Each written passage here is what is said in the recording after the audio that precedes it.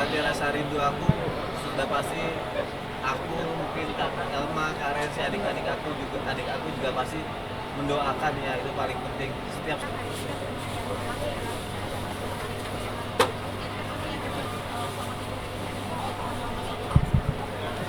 Tuh, tangan lu, Dok. selama 7 hari Oh iya benar tuh. nggak ada mimpi tentang mama, tapi selama 7 hari ini aku sempetin untuk datang ke makam aku sempetin untuk datang ke makam terus ngirim doa terus, Yasin nggak putus-putus buat mama. Ini bukannya ria diomongin ya, karena kan guru-guru juga mengajarkan ketika orang tua meninggal bukan berarti kita putus untuk berbakti kepadanya gitu kan. Kita bisa kirimkan doa, kita bisa yasinin, kita bisa sedekahin juga atas nama mama gitu. Tapi yang pasti yang nggak bisa aku lupa adalah segala hal yang aku lihat setiap sudut rumah, setiap apapun yang aku lakuin, kalau aku lagi buka handphone atau terutama buka grup keluarga, itu teringat tentang mama banget gitu.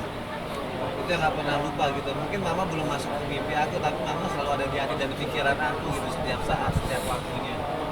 Kayak biasanya kalau di grup keluarga itu kan selalu mama yang kirim video lah, video gambar lucu lah, video politik lah, video ceramah agama lah. Terus nanti suka nggak ada yang komen, aku tuh yang suka love-lovein supaya paling gak mama dapat respon dari aku gitu kan, supaya mama senang. Tapi aku kehilangan itu semua sekarang gitu. Apalagi kalau subuh-subuh kalau mama lagi nginep di rumah tuh mama suka dengerin ceramah tapi suara gede banget kan. Suaranya Iya, suaranya besar banget bisa sampai ke lantai 2 karena mama kan memang pendengarannya juga memang lagi agak kurang. Terus mama juga suka ngedengerin suaranya besar. Jadi momen-momen itu yang sampai sekarang tuh masih ada di pikiran aku. Makanya dari kemarin aku diundang semua teman-teman media atau TV, aku bilang aku yang paling belum bisa karena kayak aku tuh yang paling kena banget di sini gitu. Selain satu sakit aku sama dokter, aku nggak boleh terlalu banyak pikir atau nggak boleh terlalu overthinking. Di satu sisi nggak mungkin aku tidak memikirkan ibu aku yang lagi meninggal, yang sudah meninggal gitu. Pengobatan masih jalan terus dihadapkan pada kenyataan sekarang mama sudah meninggal, jadi kayak aku tuh campur aduk semuanya, jadi perasaan, mental, hati semua udah di satu. Itu yang bikin aku kayak berat banget, aku jadi introvert banget di rumah. Aku kayak istri aku paling ngerti deh, virus paling ngerti kalau misalkan aku udah mulai sensitif atau aku udah mulai diam, dia ngerti, dia karena dia cukup bilang sama aku, sayang aku tahu kok rasanya kehilangan seperti apa, suatu kehilangan papa itu juga yang kamu rasain, bagaimana kamu kehilangan mama. Jadi dia ngertiin aku banget. Mengobati rasa rindunya gini kayak gini. Mengobati rasa rindunya. Mengobati rasa rindu aku sudah pasti aku mungkin Kak Elma, Kak Rensi, adik aku juga pasti mendoakan ya, itu paling penting setiap sholat aku. Cuma yang aku sering salah adalah mungkin karena biasa aku bertahun-tahun doa aku itu, ya Allah sehatkan mamaku, sembuhkanlah sakitnya, panjangkan umurnya setiap saat. Sekarang aku selalu berdoa masih kayak gitu, sampai akhirnya tiba-tiba aku sadar, mamaku udah nggak ada ya, kok aku masih doanya kayak gini, karena sudah terbiasa begitu gitu. Akhirnya aku ralat, ya Allah lapangkan kuburnya, ampuni dosa-dosanya, terangi kuburnya, jauhkan dari siksa kuburmu, dari siksa nerakamu, masukkan ke dalam surgamu. Setiap saat aku pasti selalu salah berdoa, selalu setiap aku doain secara nggak langsung karena keluar sendiri gitu, karena sudah mendarah daging dan sudah terbiasa mengucapkan sehatkan mamaku, sembuhkan mamaku, panjangkan umurnya, selalu itu yang aku keluar dari mulut aku. Jadi aku cara ngobatinnya pasti selalu kayak gitu, doain dan nulis sesuatu tentang mama aja, kenangan-kenangan tentang mama aku tulis di notes, kadang aku posting di Instagram aku, ngedit video tentang mama, nanti aku posting. Kalau kata guru aku nggak apa-apa, itu cara kita meluapkan rasa rindu kita gitu. Siapa tahu itu bisa menjadi doa, bisa menjadi sebuah karya juga. Itu yang paling penting sih, karena nggak mungkin bisa dilupain, tapi harus bisa dikenang gitu. Dinangisin nggak apa-apa, tapi nggak boleh sampai kita meronta-ronta lewat mulut kita atau menghujat-hujat lewat mulut kita atau mempertanyakan kenapa gitu. Tapi kalau air mata nggak apa-apa. Makanya Ustadz Maulana bilang air mata halal, mulut haram gitu kita berpikir. Soalnya tadi sempat meluapin Diana ya. Tadi sempat mengingatkan kita masalah belum makan aja Iya. ya suapin. Dia bilang kayak mah lagi nggak bisa makan terus nih kata dia gitu. Makanya dipaksain makan. Terus tadi pas disuapin, gede banget sih, udah habisin langsung. Terus udah ya nggak lagi gitu maksudnya. Ya biar nggak sakit karena kan kayak mah juga kegiatannya juga banyak juga. Kita di sini semua lagi berduka juga. Kalau misalnya kita nggak saling jaga, kita juga nggak mau nanti akhirnya kita kehilangan lagi satu sama lainnya gitu. Kayak mah karena sih juga ngingetin Sony kuat ya, pikirannya kuat ya, Sony ngingetin obatnya jangan lupa diminum ya. Jadi kita saling menguatkan gitu karena seperti pesan mama juga keluarga harus akur, keluarga harus saling menguatkan, harus saling mengingatkan. Ya itulah yang bisa kita lakuin, itulah cara kita berbakti terus kepada mama gitu dengan mengingat pesannya dan menjalankan apa yang mama mau. Dalam keadaan sakit sendiri, tambah lagi masih berjuang sakit ya. Tambah lagi bukan karena Nah, itu yang tadi aku bilang aku paling nggak kuat gitu. Setiap yasin, setiap doa pasti nangis. Sampai tadi aku bilang sama guru ngaji aku masih nangis kalau ingat mama gimana. Gak apa, kita cuma manusia. Kan Allah yang nyiptain hati dan perasaan buat kita. Jadi kita juga untuk meluapkan itu juga nggak apa-apa gitu. Yang penting jangan sampai kita merintih, jangan sampai kita menghujat, jangan sampai kita mempertanyakan kenapa ini semua terjadi gitu. Jadi sambil aku terus minum obat, sambil adanya kejadian ini juga ya semua berjalan beriringan lah. Untungnya support keluarga satu sama lain ada. Jadi ya saling sayang, saling jaga semuanya. Menurut Mas Ram, sosok Mama ini sosok Mama yang seperti apa sih untuk Mas Ram dan Baik, mama Mama, sosok terbaik, ya. baik sayang sama semua teman-temannya, apalagi anak-anaknya pasti bisa. Mama cuma mengingatkan pesan terakhir kakak beradik saling bantu, nggak boleh ribut. Terus ya sempat juga sih teman-teman akrabnya mama jangan sampai dilupakan, organisasinya mama jangan sampai terputus, harus terus bersambung karena dia minta mohon dia membangun organisasinya itu 15 tahun, jadi jangan sampai putus di tengah jalan. Jadi kemarin juga aku udah ngomong sama Elma, kita collab nih antara kumpulan Elma dan mama. Jadi nanti kalau kita ada penyumbangan ke tempat panti asuhan bisa bareng-bareng. Itu yang mama kepengen gitu. Pokoknya sama sahabat-sahabat mama yang dia udah bangun itu jangan sampai terputus karena mereka itu susah senangnya sama-sama. Jadi pesannya itu aja. Iya. Yang silaturahmi terus terjalin. Pertama kalinya aku melihat perempuan hebat, perempuan kuat. Itu mama aku dan punya tak banget. 15 tahun sakit. Beberapa tahun terakhir selalu mukul-mukulin tangannya karena mama ngerasain kesakitan. Kita yang sakit sedikit aja tuh ngerasa enak banget ya. Aku yang baru sakit 1 bulan di rumah sakit aja rasanya kayak nggak enak banget, nggak kuat. Ini mama bisa bertahun-tahun mama ngalamin ini dan mama jarang mengeluh. Dan mama bukan tipe orang yang pengen pisahin anak-anaknya. Jadi aku ngeliat mama tuh luar biasa banget, kuat banget. Vonis 2 tahun, mama bisa ngelewatin itu karena mama semangat gitu. Kayak aku selalu bilang, ayo mam semangat, sembuh ya. Nanti kita karaokean lagi karena mama suka banget karaoke. Mama kalau udah diajak karaoke, kalau udah, senang sakitnya hilang katanya kalau udah ngumpul sama temennya. kalau udah diajak ngumpul udah lupa sakitnya gitu. Mentalnya mama sama anak-anaknya jauh. Mentalnya mama lebih kuat dibandingkan kita. Iya. Jadi kalau mama itu mungkin aku ingat banget dulu waktu umroh kita nggak nyampe ke gua Hiro, dia sendiri udah tiba-tiba di atas. Semangatnya luar biasa. Terus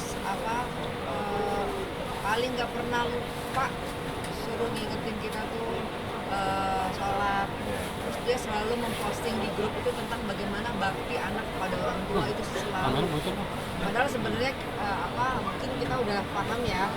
Cuma mama itu nggak pernah bosan-bosan untuk bagaimana cara berbakti kepada orang tua. Umur segini aja masih diingetin sholat. Lupa. Ya yang paling sedih tuh sebenarnya waktu yang pas aku kan lagi sakit, terus mama yang bisikin, Sony jangan sakit, biar mama aja yang sakit. Sebenarnya nggak pernah rela. Sampai Oni bilang, aduh Kak Cici, Oni tuh sakit begini tuh. Udah sampai Oni bilang, mama aja bisa kuat sakit kayak gitu, berarti Oni harus kuat ya, sampai kayak gitu. Oni juga bilang gitu. Hebat ya mama ya, Oni yang sakit begini aja udah kayak gimana rasanya. Oh mama bisa sekuat itu ya. Jadi Oni jadi kayak, oh mama hebat ya gitu. Itulah mama sakitnya, sampai saya bilang sakitnya kayak apa mas, saya sampai bilang sakitnya seperti apa sih ma, aduh Rensi sakitnya tuh kayak digigit anjing, ada sakit banget, tapi hebat mama bisa kuat begitu. Makanya kalau di saat mama merintih sakit itu cuma dia sendiri aja, ya Allah sampai saya bilang hebat mama wanita aja, kalau yang lain belum tentu kuat. Sebenarnya jengpat juga pernyataan si Ciao itu kan. Terus mendoakan mungkin seperti apa gimana mendoakan. Ya itulah yang kenapa aku bilang ketika orang tua kita meninggal bukan berarti kita bisa berhenti untuk berbakti pada mereka gitu kan. Orang tua kita seperti tadi juga Ustadz juga bilang, dia bisa berhenti disiksa mungkin di neraka, di dalam kuburnya, atau dia bisa mendapatkan jalur khusus tanpa harus rebutan di alam kuburnya karena doa-doa anak-anaknya gitu. Makanya ketika kita sebagai anak mendoakan, cucu-cucu juga mendoakan, itu akan jadi makanan buat mama di sana gitu, akan menjadi buat keringanan mama di sana gitu, pahala buat mama, dijauhkan dari siksa kuburnya, kan itu yang dibutuhin orang tua gitu. Makanya kenapa mama selalu ngingetin anak-anaknya sholat ya, ibadah ya, ngaji ya, apa ya segala macam ya. Nah, sebenarnya juga itu buat kita juga nanti, yang menyelamatkan kita nanti gitu. Jadi aku bangga juga ketika Fas sendiri tadi sampai nangis dia ngaji. Kalau dia tidak merasakan, dia tidak akan mungkin nangis gitu, karena dia merasakan gitu. Dia cukup dekat juga dengan omanya, karena dari 4 tahun, usia pas 4 tahun dia udah main sama omanya. Mama tuh paling senang kalau ke rumah bikin tok sama Fas, bikin dong ini itu setar joget-joget apa, mama dikasih efek apalah segala macam. Mama seneng gitu, itu hiburan buat mama. Terus nanti kalau misalnya ke mall sama cucu-cucunya, terutama sama Fas, didorongin tuh, nanti diajak ngebut, semakin diajak ngebut malah jadi seneng gitu, gitu kan, lucu gitu, jadi kayak anak-anak gitu. Dan Fasnya juga seneng banget kayak gitu. Jadi adanya bonding, kedekatan itu yang ngebuat ya happy gitu ngeliatnya.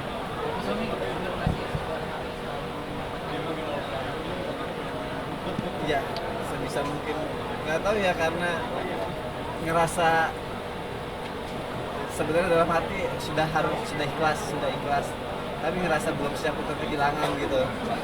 Sampai aku kalau ngeliat rumah mama kemarin, Kak Rensi sama Ian bikin pengajian di rumah mama, aku bilang mami nggak datang dulu ya, belum siap, belum kuat gitu. Karena setiap yang aku lakuin kalau abis pulang syuting subuh pasti mampir ke sana, ngeliat mama yang lagi ya sarapan, lagi nepok-nepokin tangannya karena sakit.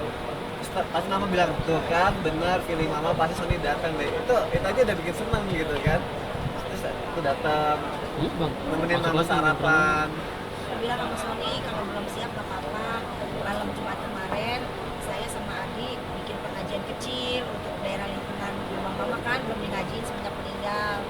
Ya udah, alhamdulillah beberapa teman yang datang ke situ doain rumah mama biar seneng ya, karena kan rumah beliau gitu. Jadi ya kayak ada hawanya, dia ada di situ gitu loh, kayak mama tuh kayak rasanya kayak di situ kok, anginnya beda ya waktu saya kayak ada di situ gitu. Dimana sih katanya orang ya ibaratnya 40 hari orang bilang lah begitu kan ya, kayak ada ya gimana ya Son, kayak dia tuh di situ gitu hawanya waktu Kak Cici ngaji di situ. Ini bilang ini belum sempet. Aku bilang sama Sony, kalau nggak kuat jangan dulu sampai benar-benar kuat. Karena waktu Kak Cici kemarin buka pintu pertama kali ke situ juga, terus kayak ya Allah ini kayak ada yang ngeliatin rasanya gitu. Cuman ya udah kita beberes, beberesin kamar mama, rapi-rapiin, kayaknya terang gitu, rumahnya bersih, seneng deh alhamdulillah. Dia tuh punya kucing aku tuh nggak pernah dia garuk gitu kamar aku selama bertahun-tahun tinggal di rumah gitu kan. Hari pas pergi pulang dari rumah sakit hari Sabtu, dia sampai pagi ngapain sini gitu. gur sampai subuh tahajud gur cuma mochi jangan ya mochi jangan kenapa aku mikir kenapa gitu terus sampai sholat subuh dia masih gur nggak taunya pas habis sholat subuh dapet telepon tek baru ngeliat telepon aja tuh Oni langsung nangis karena Oni mikir kan selama mama sakit setiap dapat telepon dari keluarga tuh selalu deg-degan ya apalagi ini di waktu subuh gitu ini pasti ada apa-apa gitu ini ada pertanda jadi baru teleponnya belum diangkat aja udah nangis tuh udah sama Virus saya tolong angkatin aku udah nangis tuh terus Virus juga udah nggak enak perasaannya pas diangkat benar kata mama kayak mama meninggal. Dan yang lucunya lagi, kucing yang di rumah mama itu 5 biasanya tuh selalu nemenin mama tidur.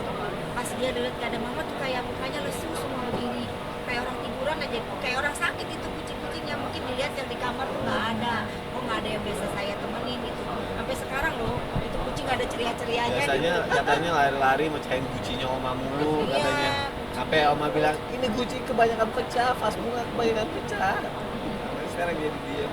Dia pada diam sama kucingnya, nggak ada yang lari-larian lagi. Anteng.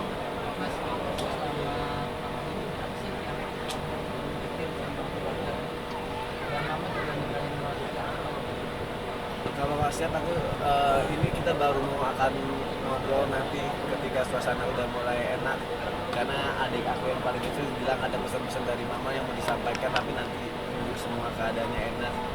Kalau yang belum diwujudin apa ya mama kayaknya alhamdulillah hampir sudah banyak mendapatkan haknya sebagai seorang ibu dari anaknya gitu.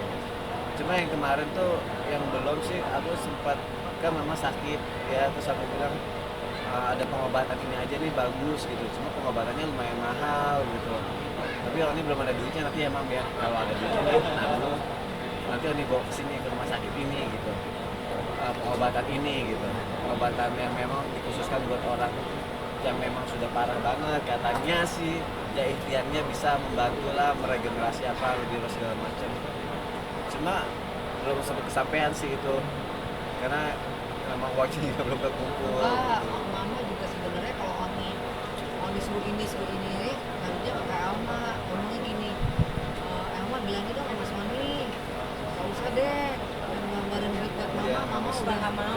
udah gini aja katanya gitu. Kasihan Sony gitu mendingan ditabung uangnya begitu kata mama Oni suka sering banget nyuruh mama minum ini nih apa stimsel Alma udah gak bisa Alma bilangin dong sama Oni katanya gitu Karena- Oni suka paksa nih udah deh mama udah begini udah gak bisa disembuhin gitu ya karena kan namanya anak ya pasti pengen ngasih pengobatan terbaik jadi apapun yang menurut aku lihat bagus walaupun harganya semahal apapun buat mama pasti ada diada-adain gitu makanya pas udah dibeliin sedih banget pas mama nggak bisa minum enggak gitu minum paksa pakai gini aduh Alma ngadu mama tuh kalau sama aku selalu iya aja kayak Iya. kalau dibawa ke rumah sakit sama kayak sama Karin sih nggak pernah mau pasti marah-marah ya, awas ya jangan bawa ke rumah Rumah sakit sakit. ya Iya. tapi kalau giliran aku datang mah ke rumah sakit sekarang ah iya sekarang kita berangkat mama nurut apa segala macam Kayak kehilangan cinta pertama kayak Hah? kehilangan cinta pertama.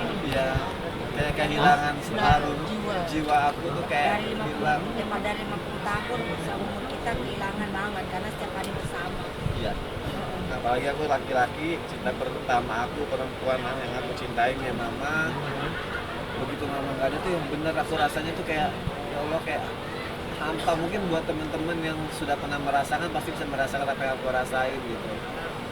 Bener-bener hilang banget dari diri aku kayak kosong gitu kayak sebenarnya kayak ngerasa aku tuh kayak udah nggak bisa hidup dulu aku sempet pernah berpikiran atau doanya gini ya Allah jangan mama yang meninggal biar aku aja duluan yang meninggal biar aku nggak ngerasain mama aku meninggal aku sempet berdoa kayak gitu tapi aku berpikir gitu aku juga punya keluarga gitu kayak terus juga inget kamu punya anak-anak yang harus kamu bahagiain kalau nggak ada kamu nanti anak-anak kasihan anak-anak masih kecil-kecil sayang kamu nggak boleh ngomong kayak gitu cuma nggak tahu dulu tuh saking cintanya aku sama mama aku sampai ngomong kayak gitu dan sampai saking nggak pengen lihat mama meninggal, makanya aku sampai bilang aku duluan aja deh ya Allah yang meninggal, jangan mama aku gitu, karena aku nggak akan siap menerima keadaan seperti ini.